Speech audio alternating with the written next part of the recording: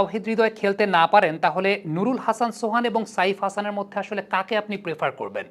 এই ব্যাপারে যদি কথা বলতে চাই, তাহলে বাংলাদেশের ক্রিকেটের আসল চিত্রটা আপনার সামনে চলে আসবে এবং আপনি একটা জায়গায় বুঝবেন যে আমাদের ক্রিকেটাররা কেন আন্তর্জাতিক ক্রিকেটে গিয়ে স্ট্রাগল করে।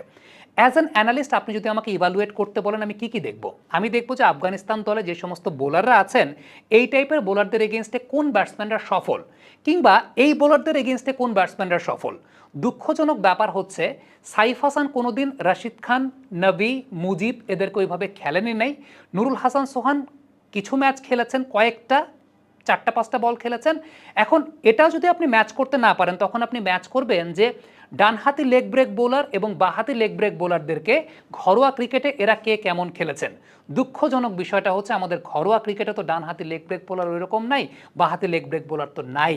So ultimately as an analyst suggestion দিতে গেলে বেগ পেতে হবে এই জায়গাটাতে যে এই দুজনের কেউই কিন্তু এই টাইপের বোলিং ডোমেস্টিক ক্রিকেটে কখনো ওইভাবে হ্যান্ডেল করেন নাই। সো এটাই হচ্ছে বাংলাদেশ ক্রিকেটের সবচেয়ে বড় বাস্তবতার জায়গা, যে ইন্টারন্যাশনাল ক্রিকেটে যখন হঠাৎ করে এসে এই মানের লেগ স্পিন এবং এই মানের লেফট আর্ম লেগ স্পিন খেলে, কিভাবে আসলে কাউন্টার অ্যাটাক করবে, কারণ তারা তো কোনোদিন খেলেই নেই এই ধরনের বল। আফগানিস্তানের সঙ্গে ম্যাচে যদি তাওহিদ হৃদয় না খেলেন, তাহলে সেক্ষেত্রে নুরুল হাসান সোহান এবং সাইফ হাসানের মধ্যে কাকে প্রেফার করা যায়? এখন অ্যাজ অ্যান অ্যানালিস্ট যদি আপনি আমাকে বলতে বলেন, তাহলে বেশ কয়েকটা ফ্যাক্টর কিন্তু মাথায় রাখতে হবে, যে প্রতিপক্ষ কারা, এই টাইপের প্রতিপক্ষের এগেনস্টে কোন ব্যাটসম্যানের ভালো করার সম্ভাবনা আছে, ডোমেস্টিক কিংবা ইন্টারন্যাশনাল ক্রিকেটে যে বোলাররা আছেন তাদেরকে কারা বেটার ফেস করেছেন। এখন এই জায়গাটা নিয়ে যদি আলোচনা করতে চাই, তাহলে শ্রীলঙ্কার সঙ্গে ম্যাচে তাওহিদ হৃদয়কে স্কোয়াডে রাখার বেশ কিছু কারণ টিম ম্যানেজমেন্টের কাছে ছিল। অ্যাজ অ্যান অ্যানালিস্ট আমি যেটা বুঝি সেটা হচ্ছে, আপনি যদি গেল 2 মাস আগে চিন্তা করেন যে এই প্রতিপক্ষের বিরুদ্ধেই তাওহিদ হৃদয় ওয়ানডে ফরম্যাটে কিন্তু 2টা হাফ সেঞ্চুরি করেছেন। সো এই বোলারদেরকে তিনি খুব ভালো মতো জানেন। তাওহিদ হৃদয় এলপিএল খেলেছেন, লঙ্কান প্রিমিয়ার লিগ, এবং সেই জায়গাটায় এই বোলারদেরকে তিনি খুব ভালো মতো দেখেছেন। অলদো তিনি বেস্ট শেপে ছিলেন না, আগের ম্যাচটাও 30-এর উপর কিছু রান করেছেন, একটা ম্যাচ উইনিং পার্টনারশিপে তার কন্ট্রিবিউশন ছিল। এখন আলটিমেটলি তাওহিদ হৃদয় যদি ম্যাচে গিয়ে রান আউট হন, এবং রান আউট হওয়াটা চাইতে বড় ব্যাপার আমার কাছে যেটা ব্যক্তিগতভাবে মনে হয়েছে, ল্যাক অফ কনসেন্ট্রেশন। একদম জাতীয় সঙ্গীতের সময় অন্য সবাই দাঁড়িয়ে জাতীয় সঙ্গীত গাচ্ছেন, তাওহিদ হৃদয় জাতীয় সঙ্গীত গাচ্ছেন, তাকে পুরোপুরি বোঝা যাচ্ছে যে আউট অফ ফোকাস। কী কারণে জানি না, কোন কারণে আমি জানি না। আমরা জানি যে আন্টি অসুস্থ, সেটা একটা তাকে মেন্টালি ডিস্টার্ব করতে পারে। যদি সেটা হয়, তাহলে ডেফিনেটলি টিম ম্যানেজমেন্টের তার সঙ্গে কথা বলা উচিত। তার সঙ্গে কথা বলে সেই ব্যাপারটা তাকেও বুঝিয়ে বলে, যদি তার ব্রেক নেওয়া প্রয়োজন হয় সেই ব্রেকটা তিনি চাইলে নিতে পারেন। আরেকটা খুব গুরুত্বপূর্ণ বিষয় হচ্ছে যে তিনি সর্বশেষ সাদা বলের ক্রিকেটে আমি 6টা ইনিংস চিন্তা করলে 3বারই তিনি রান আউট হয়েছেন। মাঠে ফিল্ডিংয়ে তার বডি ল্যাঙ্গুয়েজের জায়গাটা, সেটাও কিন্তু লাস্ট 3 আরও বেশি প্রকটভাবে হয়েছে। আপনি অ্যাজ অ্যান অ্যানালিস্ট যখন আপনি সাজেশন দেবেন, তখন তো ডেফিনেটলি পরিসংখ্যানের উপর ভিত্তি করে, তথ্য উপাত্তের উপর ভিত্তি করে, কিংবা এই বোলারদেরকে কে বেটার ক্রিকেট খেলেন সেগুলোর উপর ভিত্তি করে আপনি সেই সাজেশনটা দিবেন। কিন্তু ওই প্লেয়ারটা আসলে কোন স্টেট অফ মাইন্ডে আছে, ওই প্লেয়ারটার কন্ডিশনটা কী অবস্থা, সেটা জাজ করা টিম ম্যানেজমেন্টের অবশ্যই দায়িত্ব, এবং টিম ম্যানেজমেন্টের নৈতিক দায়িত্বের জায়গা।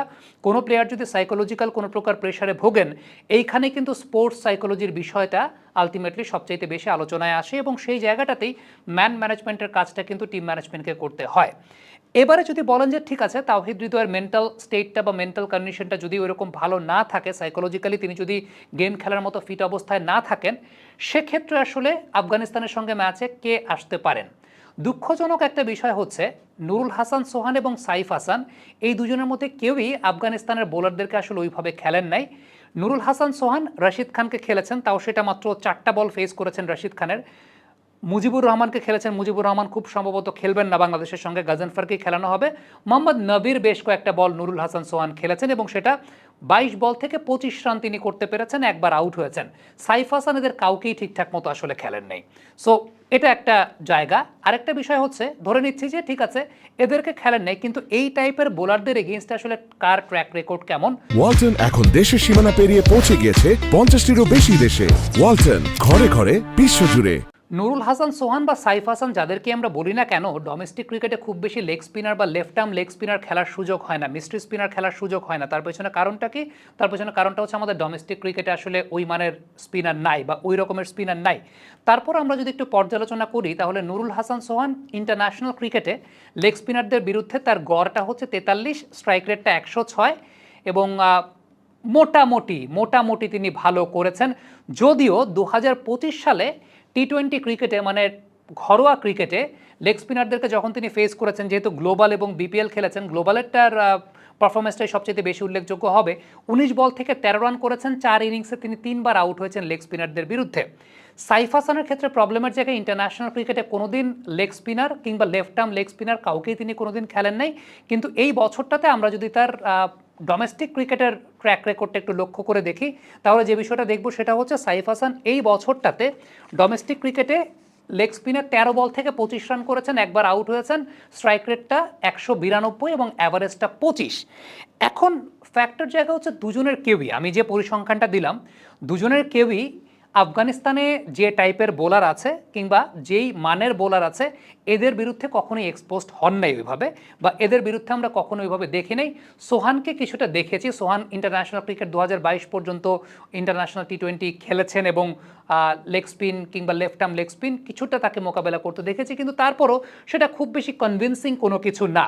সাইফের ক্ষেত্রে যেটা বলবো সেটা হচ্ছে এই বছরটাতে তিনি লেগ স্পিনটা বেটার হ্যান্ডেল করেছেন, চায়নাম্যান তিনি খেলেনই নাই। সো যেহেতু রশিদ খান এবং নূর আহমেদ আছে এই জায়গাটায়, ডেফিনেটলি টিম ম্যানেজমেন্টকে তাদের কন্ডিশন অনুযায়ী এই মুহূর্তে কোন প্লেয়ারটা বেটার শেপে আছেন সে অনুযায়ী ডিসিশনটা নিতে হবে এবং কার আসলে ওই টাইপের বোলিংয়ের এগেনস্টে বেটার করার পসিবিলিটির জায়গা আছে। একটা বিষয় হতে পারে, আমি একটা জায়গা থেকে বলতে পারি, সেটা হচ্ছে নুরুল হাসান সোহান যেহেতু উইকেটের ভেতর মুভমেন্ট অনেক বেশি করেন, সোহান কিন্তু উইকেটে মুভমেন্ট অনেক বেশি করে, সেটা অনেকাংশে অনেক স্পিনারদের লেন্থ ম্যানেজমেন্টটাকে উলটপালট করে দিতে পারে। এটা একটা জাস্ট ধারণাগত চিন্তার জায়গা যে এটা হতে পারে, কিন্তু যেহেতু এটা এখন পর্যন্ত প্রুভেন না যে ওই টাইপের লেগ স্পিনার এগেইনস্টে আসলে কেমন কাউন্টার অ্যাটাক করতে পারবেন সোহান, যেটা বলছিলাম যে অ্যাভারেজ তার 43 আছে এবং এটা একটা অ্যাডভান্টেজ। তার উইকেটের ভেতর নাড়াচাড়া নিয়ে অনেক কথাবার্তা হয়, কিন্তু এগেইনস্ট এই ধরনের স্পিনার এগেইনস্টে সেটা একটা অ্যাডভান্টেজ হতে পারে, যেহেতু তারা খুব টাইট লাইনটা মেনটেন করে বোলিং করেন, লেন্থটাও খুব টাইট থাকে। সো এই নাড়াচাড়াটা অনেক সময় তাদের লেন্থ ম্যানেজমেন্টটাকে একটু এলোমেলো করে দিতে পারে। সো সেটা একটা জায়গা হতে পারে। তারপরেও it's up to the team management যে আসলে এই জায়গাটায় কাকে তারা নেবে, কারণ দুজনের কেউই কিন্তু এই ধরনের বোলিং অ্যাটাকের এগেনস্টে এখন পর্যন্ত অভ্যস্ত নয়, বা আমাদের ডোমেস্টিক ক্রিকেটেও এই টাইপের বোলিংয়ের এগেনস্টে খেলা হয় না। So point to be noted, এই যে আমরা যখন কথা বলি যে ইন্টারন্যাশনাল ক্রিকেটে গিয়ে আমরা কেন স্ট্রাগল করি, দেখেন আজকে যখন দুজন ব্যাটসম্যান আছেন, এই দুজন ব্যাটসম্যানকে নিয়ে যখন আমি কথা বলবো, এই দুজন ব্যাটসম্যানের কেউই লেফট আর্ম লেগ স্পিন কিংবা right arm leg spin domestic cricket ওইভাবে খেলেনই না। তাহলে আমি এখন আসলে কোনভাবে আপনাকে সেই সাজেশনের কথাটা বলবো? So this is the standard of our cricket, যেটা আমি বললাম। এখন it's up to the team management যে আসলে তারা কাকে খেলাবে। কমেন্ট বক্সে আপনাদের মন্তব্য